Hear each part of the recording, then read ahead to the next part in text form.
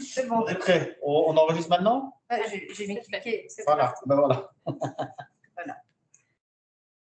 Voilà. Bienvenue à tous pour ce conseil de police en ce 16/12/2021. Et je commence, on commence ici la séance publique. On remercie Déborah Hott qui s'occupe du secrétariat et de la technique. Et on a aussi une petite pensée pour Josiane qui est en disponibilité jusqu'à fin d'année, si tout va bien. Et alors, bienvenue à Nathalie Virou, notre comptable spécial. Donc, je propose de commencer par le point, l'approbation du PV du Conseil de police du 28 octobre 2021. Avez-vous des remarques par rapport à ce PV? Non. Ok, merci donc pour ce point 1. Point 2, l'approbation par la tutelle de Monsieur le gouverneur des décisions prises lors des conseils, par le conseil du 16 juin 2021, prise d'acte. J'imagine qu'il ne doit pas y avoir beaucoup de remarques non plus. Je vois qu'il n'y a pas de remarques, je vous remercie. Et donc, passons directement au point 3 avec le budget 2022 et une décision qui en découlera. Je vais laisser expliquer Nathalie sur ce budget 2022 qu'elle a pu préparer avec les services, mais également notre chef divisionnaire. Et ça a été déjà présenté, notamment en commission budgétaire, puis en collège. Donc voilà, je te laisse la parole, Nathalie.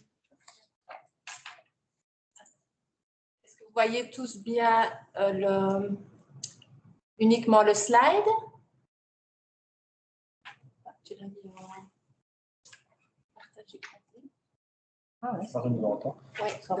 Vous voyez bien le slide? Oui, on le voit très bien. Uniquement le slide. Il n'y a pas des notes à côté, quoi. Il y a pas, vous voyez pas. Vous l'avez en plein écran, quoi. En plein écran. Sinon, Moi, je ne l'ai pas en plein écran, j'ai seulement la partie du site. Oui, il est en mode présentation. Oui, ok, d'accord.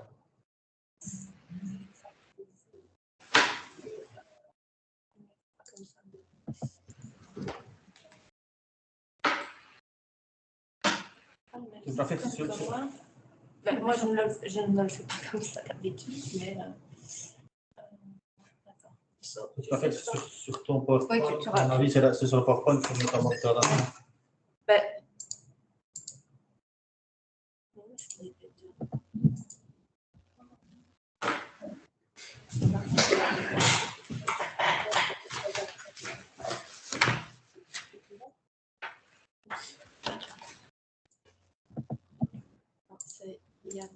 On ne pose pas?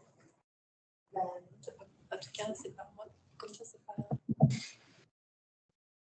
Si tu fais sur PowerPoint en bas, ouais. Voilà. Une présentation, voilà. Ouais, mais... Ça va? Comme ça, vous Ça va voyez maintenant? les slides en plein écran? Vous voyez les slides en plein écran? Non. Non. Ah. Moi, je le vois en plein écran. Ah. Je crois que ça dépend comment les gens règlent leur écran. Ok. Bon, ben, l'important, c'est que vous sachiez les lire, quoi. Ben, après, ça va être petit sinon. Ça risque d'être petit sinon. Est-ce qu'il y en a qui ont la page noire à côté avec pour le moment aucune note? Oui. Oui. Oui.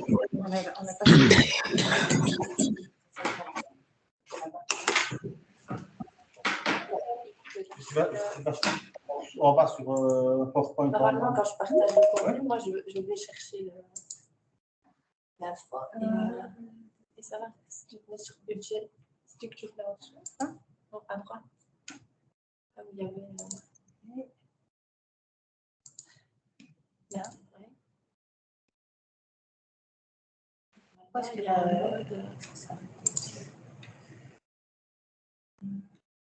il y a pas, tu vois, je ne vois pas de mode. C'est pas une mode de présentation.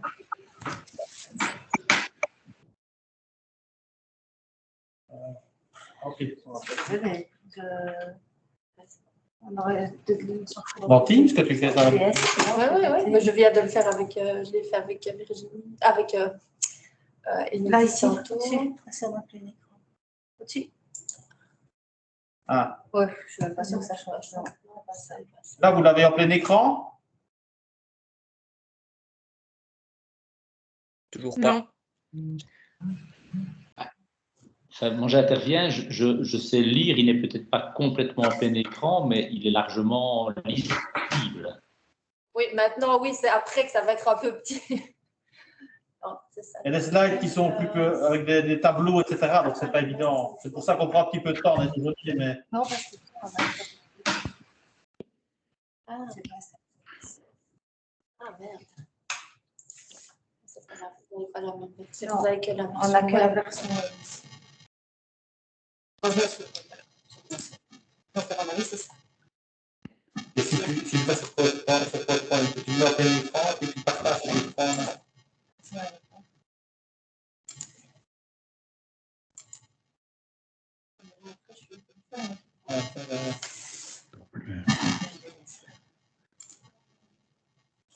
C'est ici.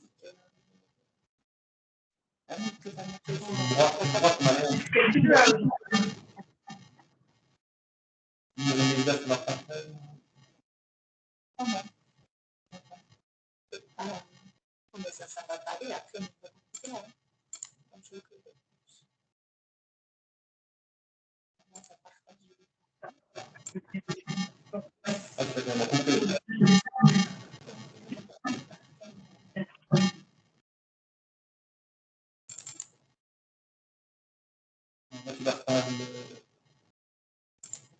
Tu partages carrément leur écran.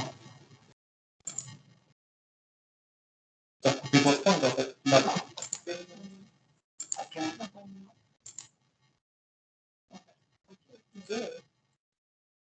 C'est pas grave.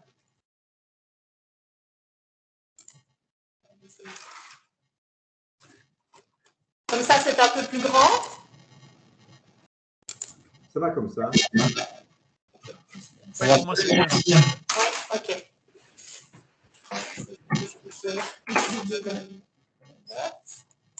Bon, donc, budget 2022. Donc, tout d'abord, quelques informations générales. Donc, on a fait des adaptations au budget 2021 pour 135 000 €. Donc, ça correspond à un excédent au niveau de l'article budgétaire des détachés. On a les dotations communales donc, dont l'augmentation est limitée à 3%, comme c'est prévu depuis quelques années. Donc, ça représente 162 000 €. On a évidemment tenu compte de la nouvelle répartition et donc de 2/10 du lissage jusqu'en 2030. Les dotations fédérales, donc on a eu des informations définitives avec la dernière PLP, donc elles augmentent de 2%, 718 000 €. On a également pu inscrire le solde de la subvention sécurité routière de 2017 pour 156 000 €. Au niveau du subside NAPAC, donc ça représente pour nous le coût de NAPAC en 300 000 €. Donc on a évidemment la dépense pour les 7 NAPAC, mais on n'a pas le subside. Alors ça, c'est un choix qui a été fait par prudence, puisqu'on sait que les NAPAC, parfois, on n'a pas eu la totalité des subsides. Donc c'est réinscrit au niveau du fédéral, mais si on fera plutôt comme l'année dernière, réinscrire en modification budgétaire les montants qu'on aura effectivement perçus. Alors l'effectif au niveau du personnel est inchangé à 103 équivalents temps plein, en ce compris les détachés. Et alors on a tenu compte d'une indexation de 2% à partir de mars 2022.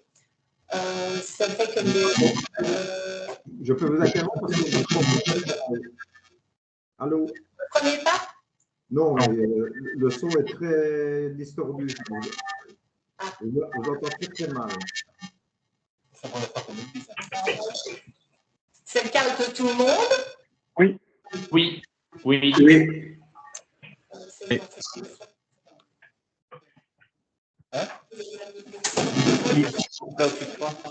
Il n'y a pas trop d'ordinateurs qui sont dans la salle. Est-ce qu'il n'y a pas... Ce est-ce qu'il n'y a pas de problème Oui. que plusieurs personnes ont leur micro branché? On va peut-être couper tous les micros déjà. Bah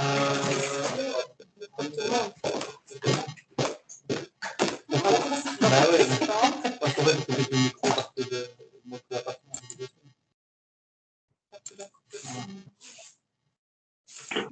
pour ça, je ça mieux. Ah. Est-ce que comme ça, vous m'entendez mieux? C'est un signe? Non? Non, ça va pas mieux. Non. Non. C'est la soirée des problèmes techniques.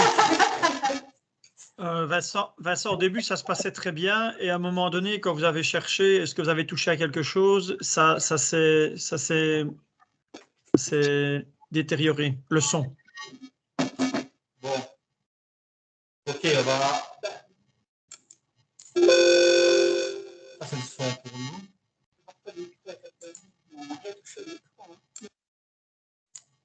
Et là, ça va mieux? Pas tout à fait. Non? Vous n'entendez pas bien quand on parle. Si on parle plus fort, vous n'entendez pas bien. Non, ce qu'il y a, c'est que ça résonne derrière. Ça résonne et ça zune. Ok, ça va. Comme on a dit, il faut couper le micro là. Couper le micro d'ici. On ne va pas là.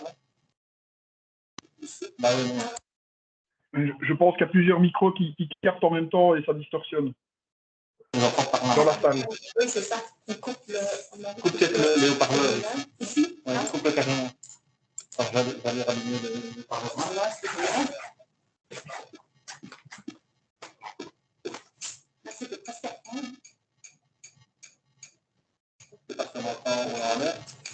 Voilà.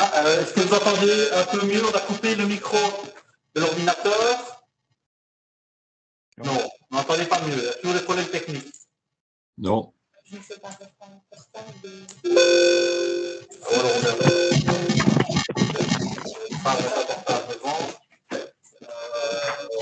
Là, on va mettre un portable dans le truc. Non, mais là, en fait, on n'en a pas besoin. Oui, mais pour eux. Qu'est-ce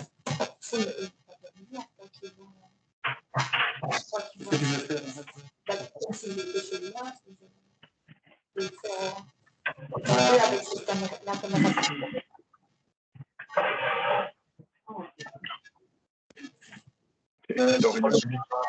Là, on va vraiment avoir des échos, etc. Parce que tu vas aller encore parler ici. Alors qu'on recoupe tout, on coupe carrément. Ou alors, vous continuez, je retourne à la ville et je présente là-bas. Mais vous aurez le problème après, de toute façon. Ah ouais. Sinon, ça me On va faire pourquoi on a un problème là.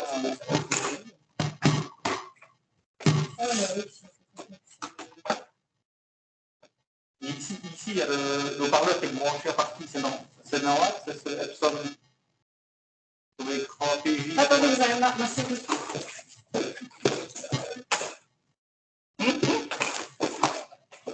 Alors, on va essayer d'ici. Puis je coupais ici, moi, déjà. Oui, mais c'est ce qu'on a fait tout à l'heure. Donc, je vais couper.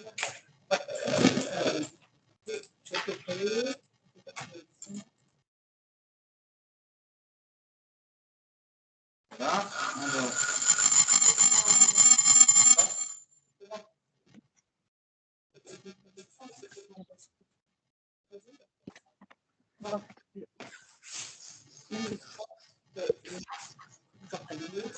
On va essayer ça.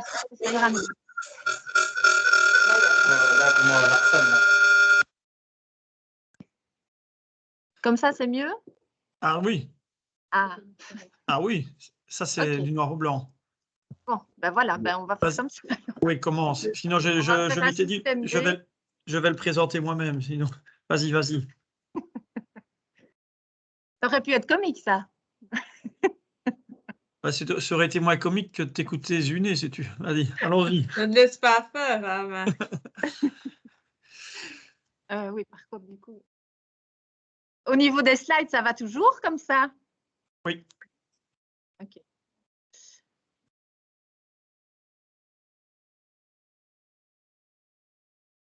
Non, c'est pas. Bon, je recommence. Donc, je vais recommencer du coup. Donc, pour l'élaboration du budget 2022, Donc, on a inscrit des adaptations au budget 2021 pour 135 000 €. Ça correspond à une diminution du poste, enfin, à une non-utilisation du poste des détachés. Alors, les dotations communales ont été augmentées à concurrence de 3% comme c'était prévu, et c'est évidemment la nouvelle répartition qui a été inscrite, c'est-à-dire avec 2/10 du lissage jusqu'en 2030. Les dotations fédérales inscrites sont les dotations définitives puisqu'elles nous ont été communiquées via la PLP qui est sortie ici dernièrement. Donc, on a une augmentation globale de 2%. On a également pu inscrire le solde de la subvention sécurité routière de 2017 qui représente 156 000 €. Donc, ça, c'est inscrit aux exercices antérieurs. Au niveau du subside des NAPAP, donc des départs préalables à la pension, donc qui représente une dépense de 310 000 €. Donc là, on n'a pas inscrit le subside. Vous le savez, on a eu des mauvaises surprises les années précédentes en n'ayant pas toujours l'entièreté du subside. Donc ici, même si ça a été renouvelé, le principe en tout cas a été renouvelé au niveau fédéral pour 2022. Par prudence, on a choisi de ne pas l'inscrire en tout cas à l'initiale. Et lors des modifications budgétaires, on pourra inscrire ce qu'on aura réellement perçu. Alors, au niveau de l'effectif du personnel, donc il est inchangé par rapport à l'initiale de 2021, on est à 103 équivalents temps plein, en ce compris les détachés opérationnels. Donc, et alors, on a une indexation de 2% qui est prévue en mars 2022. Alors, effectivement, entre le moment où on a préparé le budget et les dernières prévisions du bureau du plan, elle aurait dû être au mois de février. Néanmoins, comme on a une enveloppe, enfin, comme on tient toujours compte du personnel occupé à 100% au budget initial, et on sait qu'en cours d'année, on a des absences, on va garder cette indexation à mars, et en modification budgétaire, si on se rend compte que c'est trop juste, on ajoutera les crédits nécessaires. Donc, au service ordinaire, donc évidemment, comme je vous l'ai dit, on a une adaptation de 135 000 €. On commence le budget 2022 avec un boni présumé de 135 000 € et on termine l'année 2022 à 0, donc à l'équilibre. Donc, le remboursement détaché. Alors, au niveau des dépenses, donc ici, on a le graphique qu'on présente chaque année avec l'évolution donc en haut du personnel et la ligne bleue plus claire, le personnel augmenté des détachés. Donc, ça représente toujours 89% de notre budget ordinaire, avec toujours 6% de frais de fonctionnement et seulement 4% au niveau de la charge de la dette. Donc, on est vraiment toujours dans la même tendance que l'année dernière et les années avant. Avec donc le creux en 2020, donc ça, c'était vraiment au niveau du manque de personnel qu'on avait constaté en cours d'année, et notamment au niveau des détachés, qu'on n'avait pas pu trouver les détachés qu'on avait prévus, qu'on avait inscrits initialement au budget 2020. Alors, au niveau de la masse salariale, donc comme je l'ai dit, une indexation des salaires. On a évidemment les avancements intercalaires et barémiques. Alors, cette année, on a la fameuse augmentation des cotisations patronales de pension, donc à concurrence d'1,5%. Donc, on passe de 41,5 à 43% toutes les cotisations pension du personnel statutaire. Donc, on verra plus tard que l'impact sur le budget 2022 est environ 80 000 € et on a utilisé la provision qui avait été constituée lors des exercices précédents à concurrence de ce montant-là. On a également l'arrivée des chèques repas en novembre 2022. Donc, l'impact net, donc au niveau des dépenses, c'est 30 000 €. Et on a une intervention du personnel, donc la quote-part du personnel de 6 000 €. Donc, l'impact net sur le budget 2022 est de 24 000 €. Il faut savoir qu'au niveau des chèques repas, ce sera évidemment les agents devront choisir entre les indemnités repas qui existent actuellement et le système des chèques repas. Donc, les mouvements de personnel, donc, comme je l'ai dit, 103 équivalents temps plein au niveau opérationnel, en ce compris donc, un budget de 99 000 € pour des détachés. Donc, les départs sont remplacés. On a évidemment tenu compte des modifications de temps de travail comme chaque année. Et alors, on a 7 NAPAP. Donc, on commence avec cette NAPAP au 1er janvier. Il y en a 3 qui quittent au 1er mai et un nouveau qui devrait commencer au 1er septembre.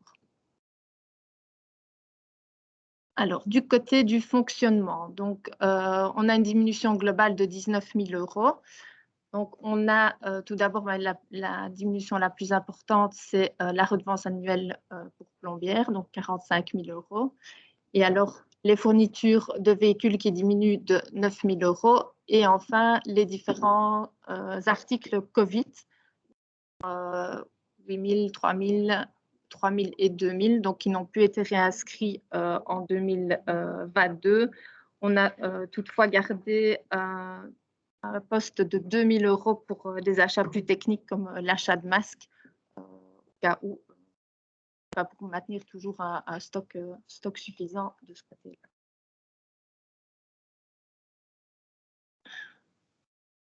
Alors, du côté des augmentations au niveau du fonctionnement, par contre, donc, on a une augmentation des loyers et de la charge locative. Donc, on a évidemment l'indexation comme chaque année et comme à la modification budgétaire de 2021, on a l'augmentation pour le bâtiment à Aubel et l'augmentation et des mètres carrés et les différents travaux qui ont été pris en charge par la commune et que l'on rembourse chaque année. Alors, au niveau de l'électricité et du gaz, suite aux informations concernant l'évolution de l'énergie et du coût de l'énergie, on a prévu une augmentation de 30%, aussi bien pour l'électricité que pour le gaz. Donc, ça représente quand même 12 000 et 9 250 € sur notre budget 2022.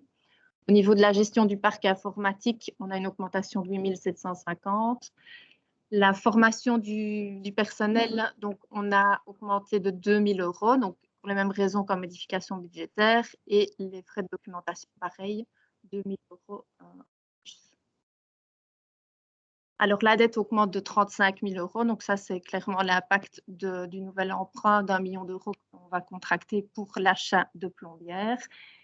Et les transferts diminuent de 10 000 € puisque le subside à la Société protectrice des animaux a été transféré dans chacune des communes. Alors, du côté des recettes, donc comme je l'ai dit, on a le solde de la subvention sécurité routière de 2017 et le boni présumé de 2021. Ça, c'est inscrit aux exercices antérieurs. Du côté des prestations, donc là, on reste stable au niveau du remboursement des détachés. Ils sont inscrits pour 100 000 €, donc identique à l'année dernière.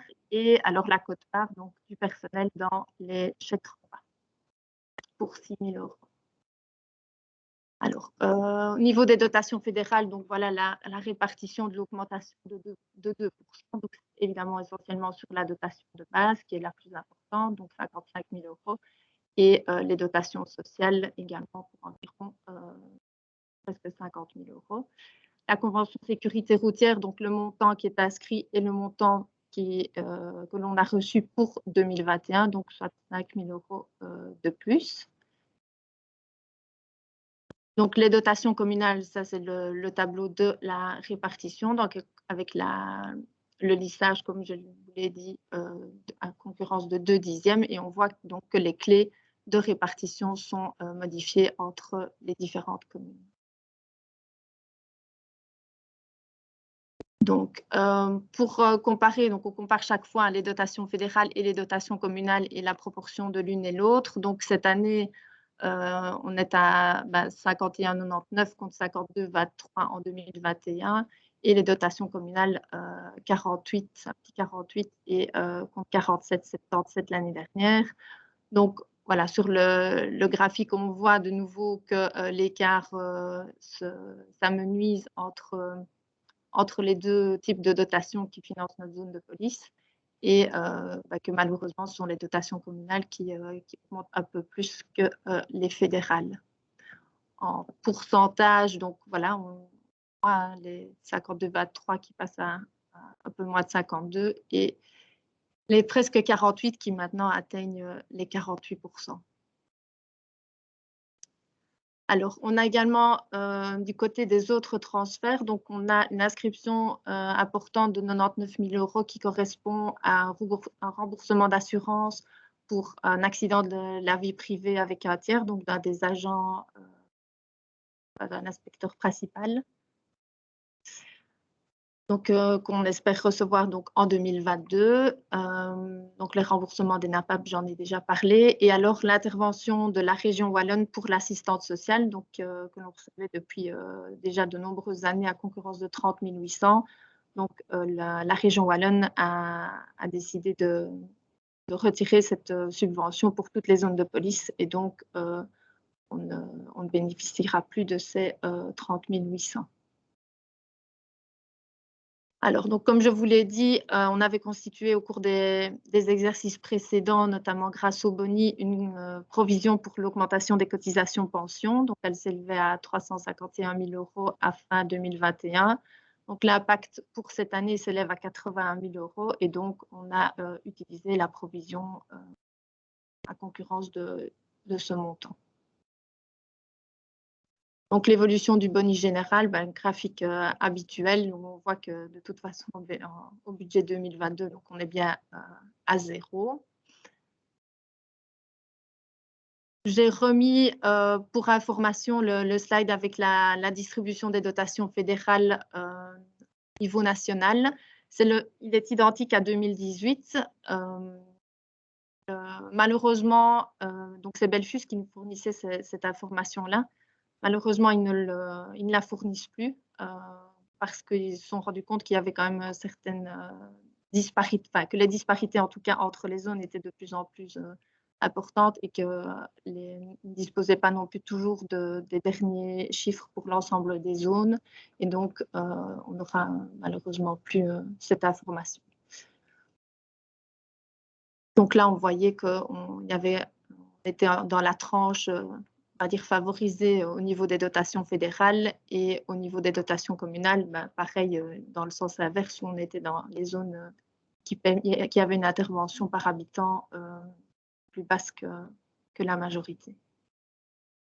Alors, au niveau du service extraordinaire, donc là, pas d'adaptation par rapport à 2021. Donc, les principaux investissements, c'est évidemment l'antenne de Welkenraad qui est inscrite pour 600 000 €. Au niveau des véhicules, donc on a une enveloppe de 243 600 qui reprend donc un combi de véhicules pour les agents de quartier, un véhicule anonyme, 3 vélos électriques et les batteries de remplacement qui vont avec, ainsi que la remorque radar. Et le matériel informatique, donc là on a l'enveloppe annuelle de 30 000 € pour les remplacements éventuels et l'application Focus en plus donc pour un total de 41 000 €. Au niveau du matériel et de l'équipement, on a principalement les bodycams, les menottes et les gilets pare-balles pour 40 000 € et du mobilier de bureau pour la bourre pour 5 000 €.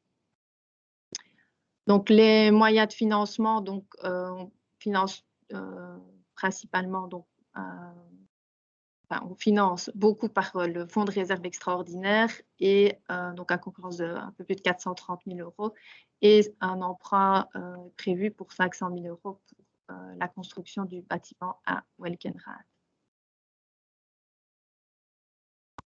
Au niveau du fonds de réserve de l'État, du fonds de réserve extraordinaire et des provisions estimées à fin 2022, donc on utilise, donc, comme je viens de vous dire, 430 000 € pour les investissements. Donc, on aura encore un fonds de réserve à 945 000. Et au niveau de la provision pension, donc de 351 000 €, sera réduite à 270 000 € et pourra être utilisée pour les années suivantes. Voilà pour le budget 2022. Est-ce que vous avez des questions? Monsieur Crucian, vous avez la main levée depuis un moment.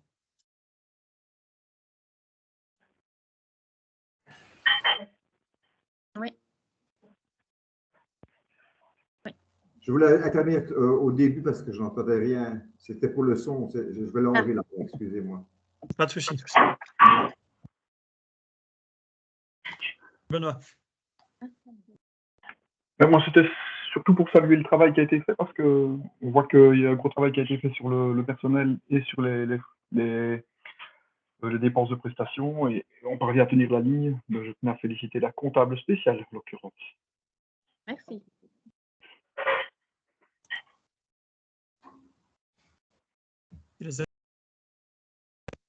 Si les efforts ont été faits au niveau du personnel, c'est-à-dire au quotidien, c'est le chef divisionnaire qu'il faut remercier aussi.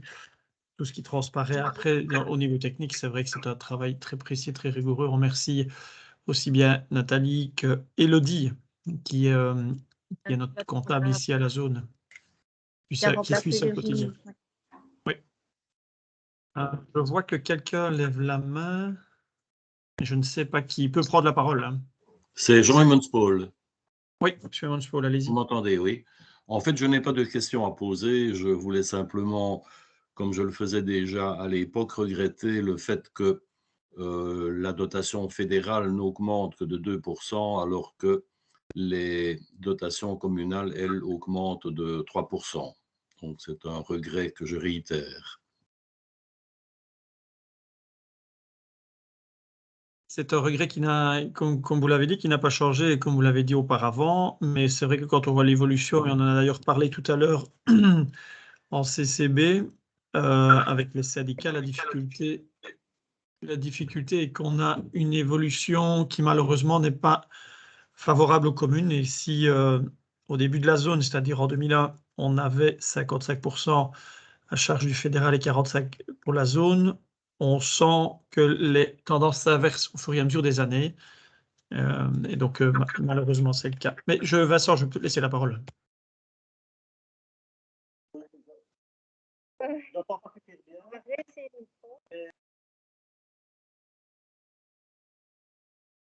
Communale, c'est ça? Oui, exactement.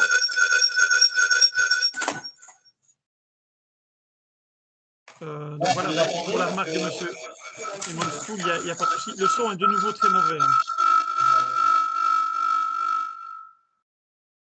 Le son est de nouveau très mauvais. Est-ce qu'on nous entend?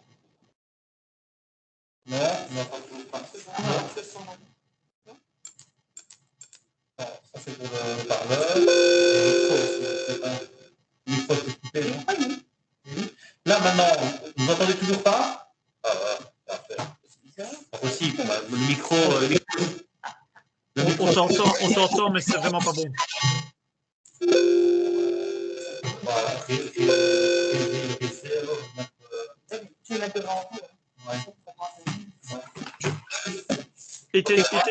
Éteignez votre micro le temps de retrouver. Moi, je propose que s'il n'y a pas d'autres remarques, on puisse voter. Est-ce qu'il y a d'autres remarques? Non. Ok, ben je te remercie encore au nom de tous les conseillers pour le travail, Nathalie. Et donc, je vais passer au vote. Est-ce que quelqu'un veut voter contre ou s'abstenir?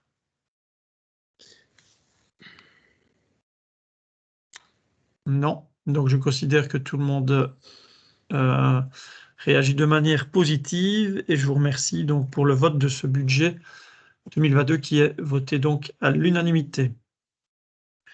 Je propose de passer au point 4 avec la mobilité 4 2021, recrutement d'un INP polyvalent, non-attribution de l'emploi, décision.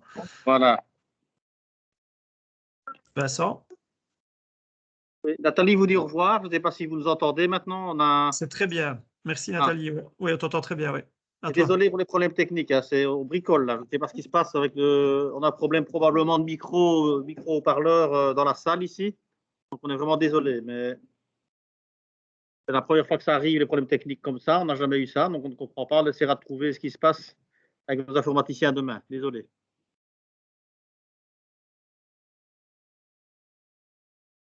Du coup, j'ai un peu perdu le fil, Marc. Je ne sais pas si pardon. J'attendais, je t'ai laissé la parole pour que tu puisses expliquer la non-attribution de l'emploi de l'INP, le point 4.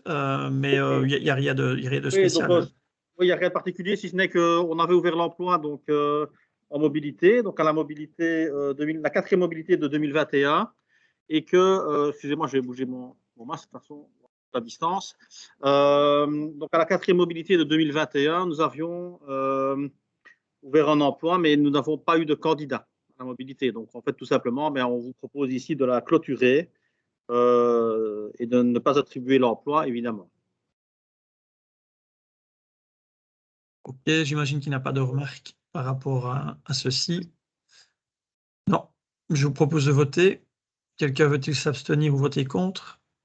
Non. Ok, donc je considère que le vote est positif. Merci, merci pour ce point 4. Je propose de passer au point 5 avec le recrutement d'un cadre de base polyvalent sous réserve de candidats déclarés aptes par la commission de sélection lors de la mobilité SAC 2021. Ouverture de l'emploi.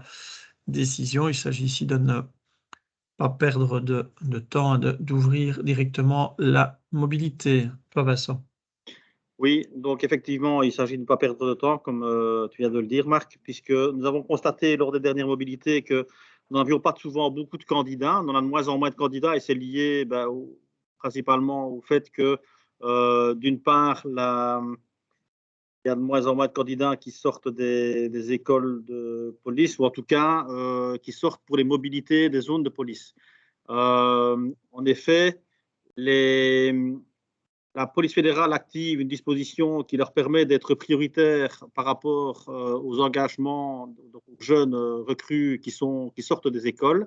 Et donc, ils ont activé maintenant ce qu'on appelle une mobilité aspirant pour la police fédérale et pour certaines zones de police locales qui s'inscrivent dans la démarche. Mais alors avec une particularité, parce que pourquoi ne vous inscrivez-vous pas dans cette démarche-là? La particularité, c'est qu'on ne peut pas choisir ces candidats. Donc, il n'y a pas de sélection qui s'effectue.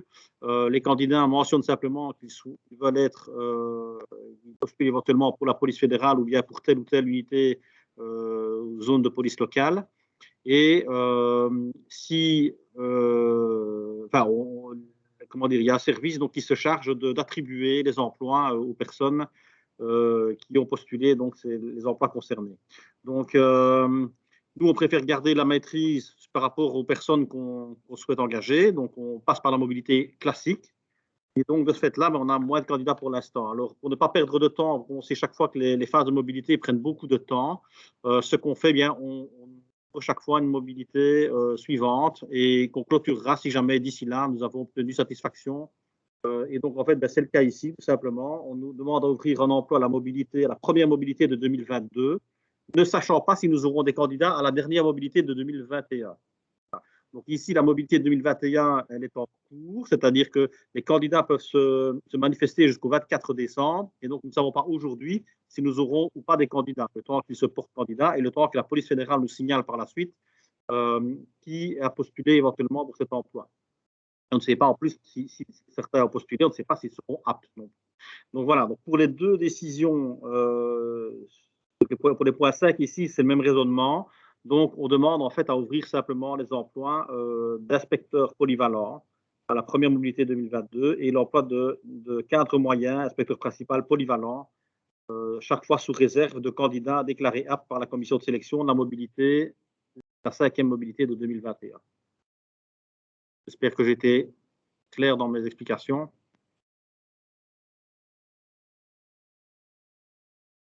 Ce fut très clair. Avez-vous des questions, des remarques?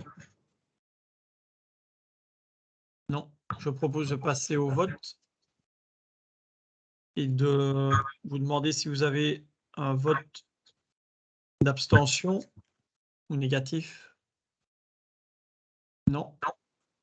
Mais donc le vote est donc positif à l'unanimité et donc je vous remercie pour le point 5 et le point 6 qui est relativement le même avec ouverture d'emploi aussi. Des remarques, Vincent, par rapport au point 6? Non, comme je disais, c'est exactement le même raisonnement, sauf que c'est pour un inspecteur principal au lieu d'un inspecteur. Et donc, avez-vous des remarques pour ce point-là? Voulez-vous voter contre? Vous abstenir? Et donc, je vous remercie pour le vote positif aussi du point 6. Point 7, ici, il s'agit de prendre la décision par rapport à un achat, et non des moindres. Donc, c'est l'achat du bâtiment de police de Plombières.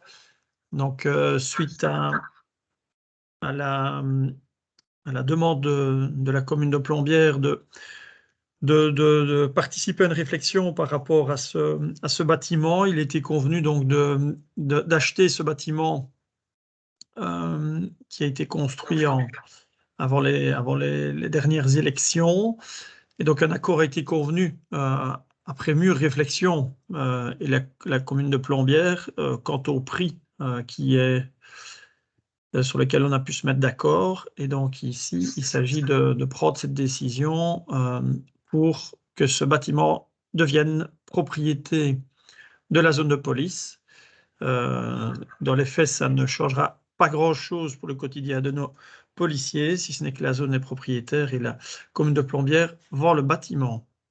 Donc, il s'agit de prendre cette décision-là aujourd'hui et d'ensuite pouvoir passer les actes très rapidement d'ici quelques jours si tout se passe bien. Avez-vous des remarques par rapport à ce point dont on a déjà pu débattre, et vous avez déjà pu débattre aussi au sein de la commune de Plombières, mais je ne sais pas s'il y a quelque chose à ajouter par rapport à cet achat de la zone. Quelqu'un veut-il prendre la parole?